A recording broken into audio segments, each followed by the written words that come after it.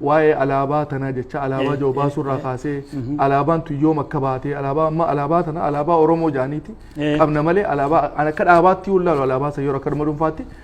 mallattoo Oromootiin fudhadha malee mallattoo yeroo gabrummaa Oromoo itti hidhamee ittiin dararamaa ture yeroo rakkoo osoo Oromoo waliin qoodin yeroo bakka takka ture waan lafa kaayate wanni san so alaabaan san namni maqaatti baasees isin akka ta'es odeeffannoo amma dura gootee irratti harkadheetiin jira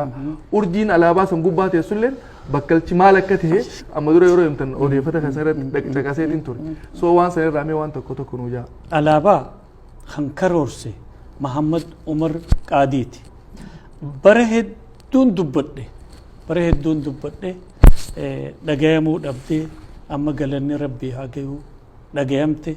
baramte bakkirraa burqite eenyu karoorse qofa wanni na jala galee kaniin seenaa qabriiti yettiin galu waa hundaan gaafadhe chairman akhiya Muhammad Umar maalif gararreen diimtuu walakkaan magariisa garjaleen diimtuu taate jeetiin gaafadhe wanni jee halluun diimtuun gubbaa dhiiga keenyaa magariisni walakkaadhaa dachii teenya magartuudha halluun diimtuun jalaatis dhiiga keenyaan atta gubbaa dhiiga keenyaan arkatti jetti magariisni dachii teenya diimaan jalaa diimaan garjalee dhiiga keenyaan tiifanna jechuudha namni isii tana alaabaa teenya karoorsee hayyuu guddaa falmataa loltuu fakkiin qabne Muhammad Umar Qaadii Ahmad Yusuf isaatu alaabaa tana karoorse tole hoo urjii walakkaatun hoo maaliin jeen urjii walakkaatun bakkalcha maaliif jennaan bakkalchi Oromoon walii galatti abbootii teenyarraa qabee wanni beekan bakkalchi mootii urjiileeti bakkalchin gartee irra mara yookaan orbitiisaa bakka arrarraa ka'e naannaweeti ama 8 achi deebi'aa gadaanis abbaan gadaatis filamee yoggaa